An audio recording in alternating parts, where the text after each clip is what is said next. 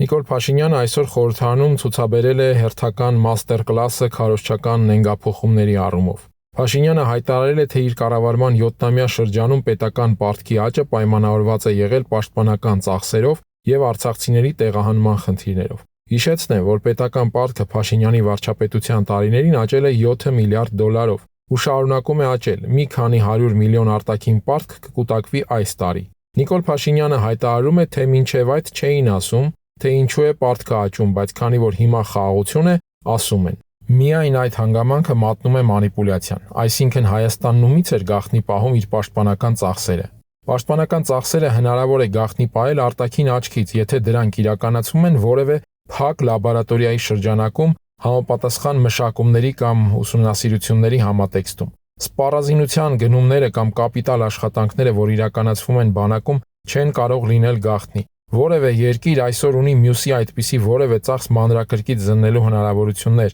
այդ թվում նույնիսկ Ադրբեջանը։ Հետևաբար հարց է առաջանում, ումից էր գաղտնի պահվում այդ ամենը, հայ հանրությունից եւ ինչու։ Իսկ իրականում պետական պարտքի վերաբերյալ պարզապես մոգոնվել է քարոզչական հերթական մի նարատիվ հետևյալ տրամաբանությամբ։ Երկրի պաշտպանության համար ենք վերցրել այդքան արտաքին պարտք։ Բան եք ասում։ Սա իհարկե պայմանական, այսպես ասած, ժողովրդական լեզվի իմաստով։ Դե իհարկե սրբության սրբոց պատճառաբանություն է, որին ով կարող է բան ասել։ Իհարկե նաև այն սրբության սրբոց է միայն, ինչպես ես ինքս առիթ եմ ունեցել տարբեր անգամներ նշելու, հանրության այն սեգմենտի համար, որի համար Նիկոլ Փաշինյանը անվերապահ ճշմարտության ու իմաստնության աղբյուր է, եթե անգամ լռում է։ Հիշում եք 2018-ին ինչ էր ասում նրա падգամավորուհիներից մեկը Նիկոլ Փաշինյանի կառավարության ծրագիրը առաջին անգամ, երբ քննարկվում էր խորհրդարանում, թե պարոն վարչապետ, ես ձեզ այնքան եմ սիրում ու վստահում, որ կառավարության ծրագրի փոխարեն դատարկ թուղթ էլ բերեիք, քվեարկելու էի կողմ։